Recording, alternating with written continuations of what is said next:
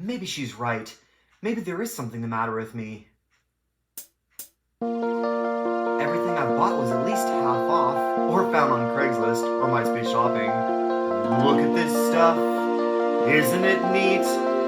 Wouldn't you think my collection's complete? I should order a nice maple burl. I'll check Amazon. They have everything. Check out my shop. Treasures untold. How much you think a 2 garage holds? Looking around here, you'd think, damn, he's got everything. I've got gadgets and gizmos aplenty. I've got who's-its and what's-its galore. You want thingamabobs? I've got 20. But who cares? No big deal. I need more.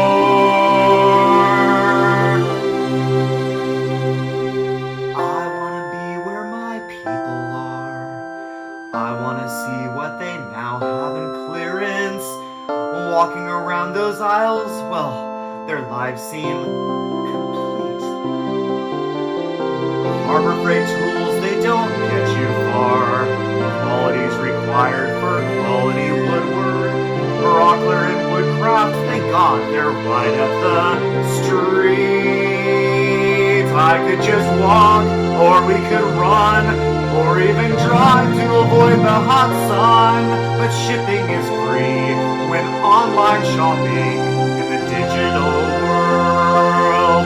What could I make with all these tools? How about we turn a nice vase for some marquetry, color tinted with the warm sand? Maybe a cutting board made for a friend. We'll just throw it through the drum sander. But first the jointer, and then the planer. Now it's ready to sand. I'm ready to know what the experts know, to ask them my questions and get real answers. What wood is this, and why do my blades always burn? What's next for my shop? Wouldn't I love to explore maybe a soft stuff? Now you can see what I like to be out in my shop.